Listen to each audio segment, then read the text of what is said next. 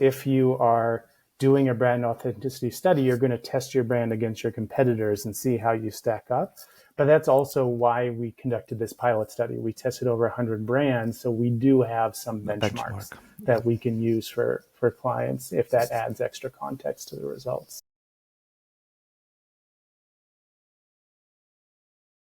Hello, my name is Adam. I'm a CEO of RealEye, and today we're here with Dan Breaker, President at Breakthrough Research. Hello, Dan. Good to have you here. How are you today?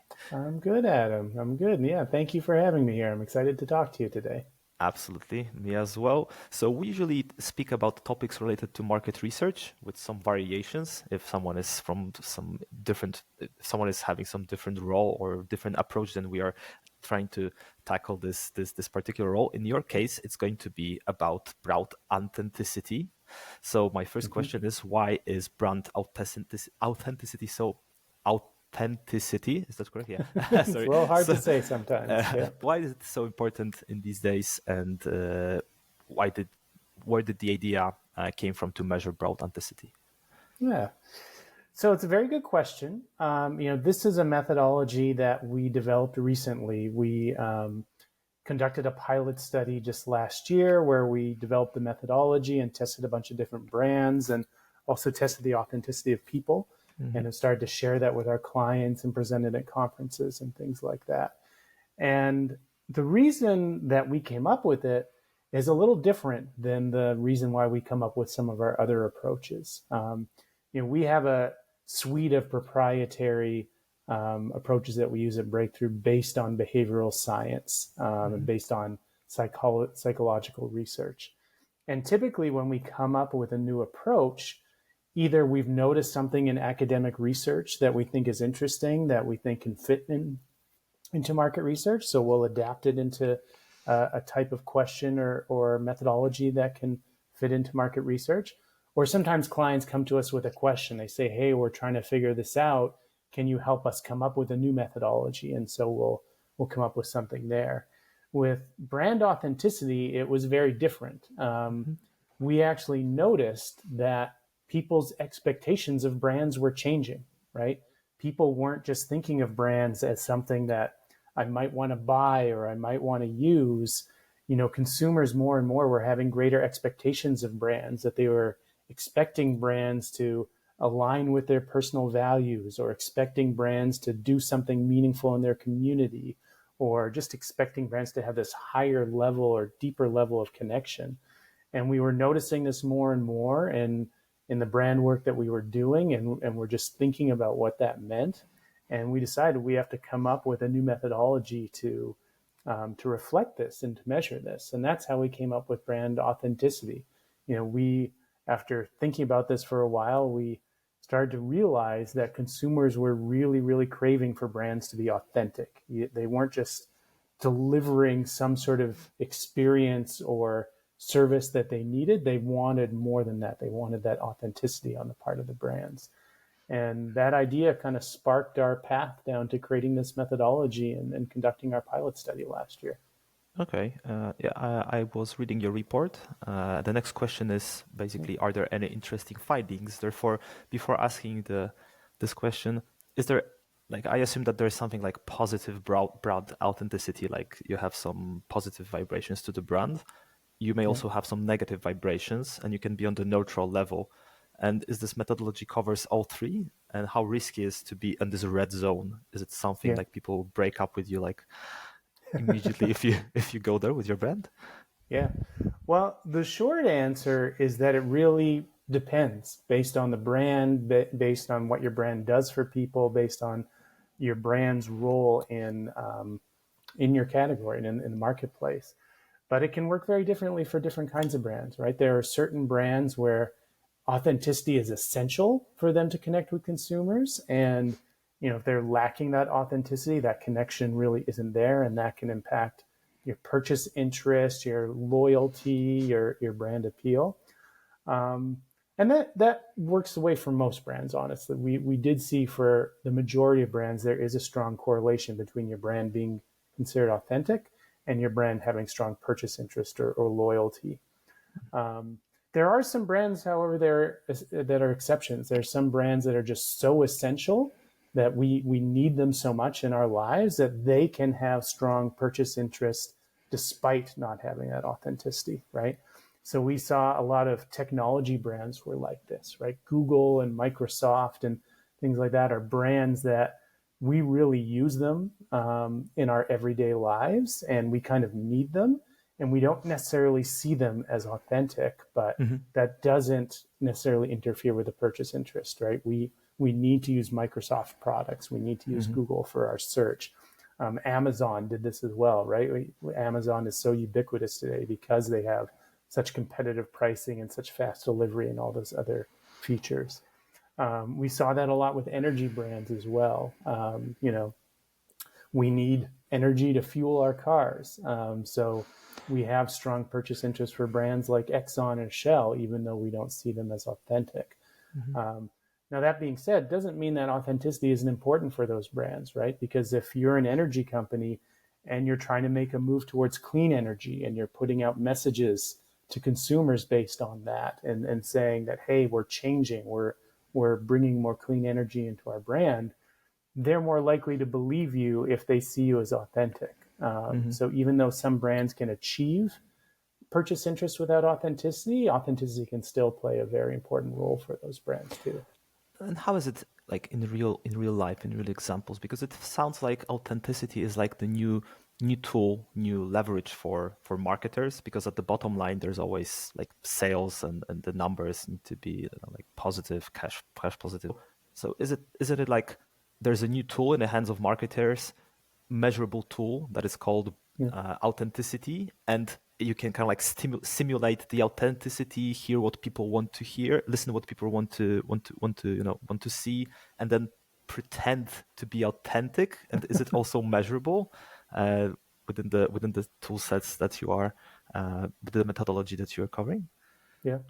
Well, we hope that brands aren't pretending to be authentic. Mm-hmm. Our hope is we've created a new methodology to measure authenticity, and that will allow brands to understand how they're doing in creating authenticity and maybe track that over time and build on it. And then through other analyses like drivers analyses, you can see what are the things that you're doing that are contributing to your perception of being authentic.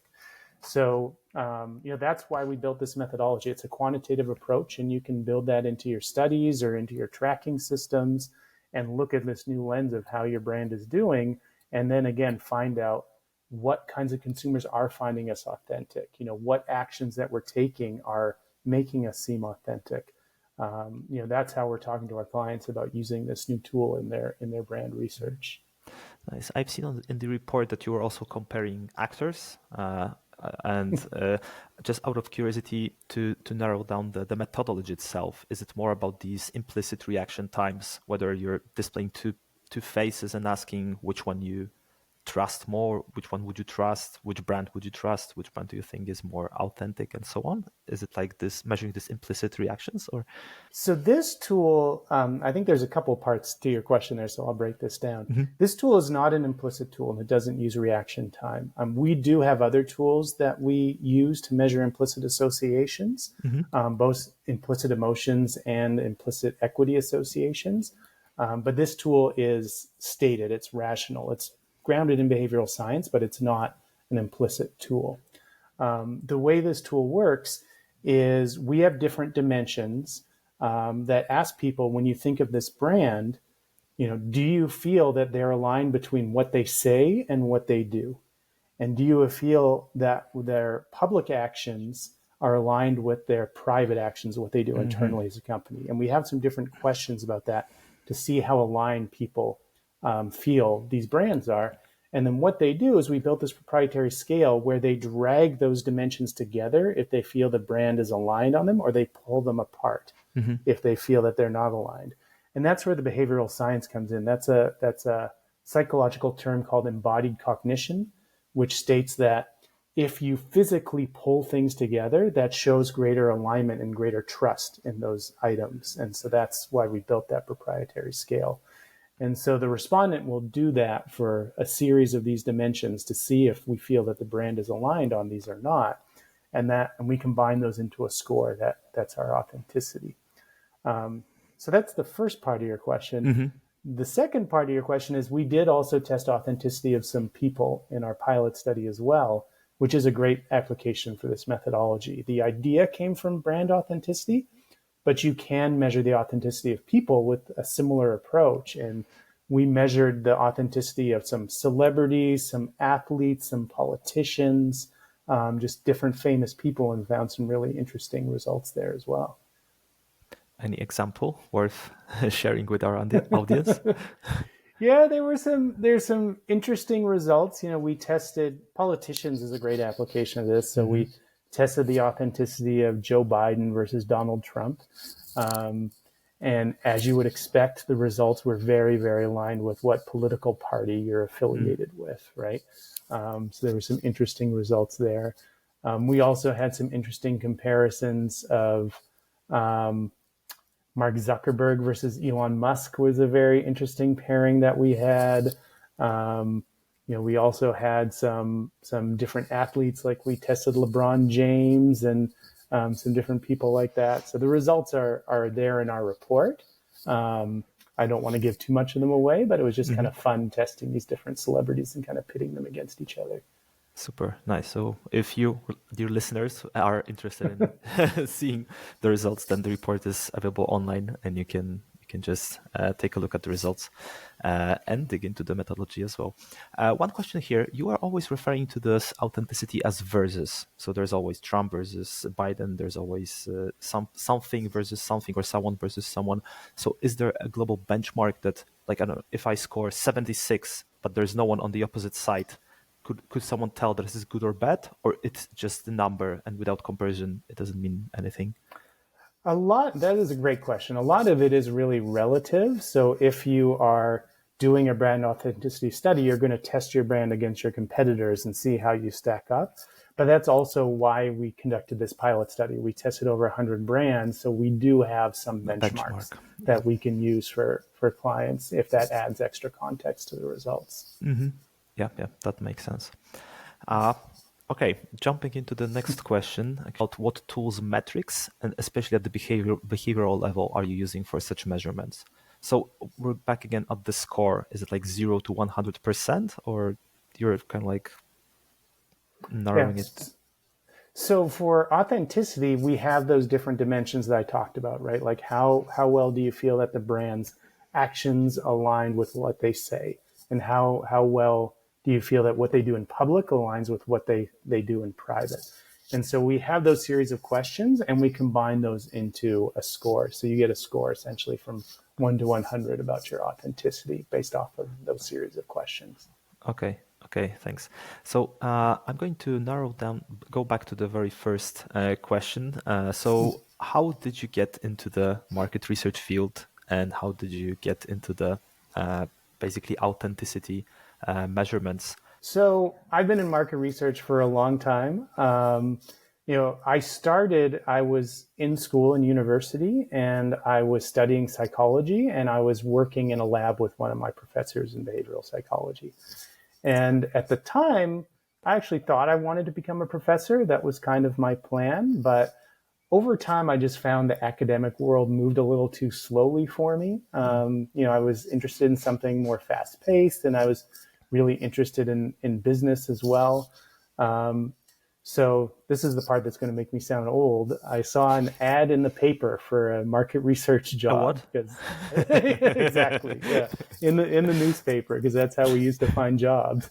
And I didn't know what market research was, but I knew I liked doing research from working in this lab. And I said, "Oh, let's apply for this. It sounds interesting." And it was the one job I applied for out of school, and I got it, and it's been my career ever since. I've heard similar stories from a lot of other people that enter the field too, right? A lot of people don't plan to go into market research. We just sort of find our way into it. But I found it was a perfect fit for me. I loved it, and it's been my career the whole time.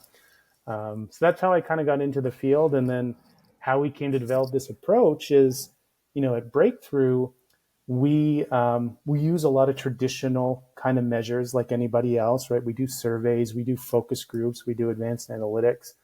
But 5 or 6 years ago, we brought on a chief innovation officer. His name is Abe Ruchik, and he's a professor of psychology at CSUN here in Mm-hmm. a university in Los Angeles. And so he is a professor of psychology, but he also works with us to create innovative new tools based on his academic research and based on behavioral science. So that's how we got into that whole area of just being more innovative and leveraging academic research more. And Abe is still with us and building out all these different kinds of tools all the time. So I think that's a very healthy approach of kind of like evangelizing the new things that's covered at the academic world. Last one. Any advice to those who are starting their careers in research and market research? Do's Yeah, or don'ts? sure. Yeah, I mean, as I said, I just kind of fell into the career. I had no intention of doing it. And when I applied for that job, I didn't even know what market research was. So a lot of people may follow a similar path and kind of fall into the career. But if you are thinking about market research and you're interested in it, I can give a little bit of advice.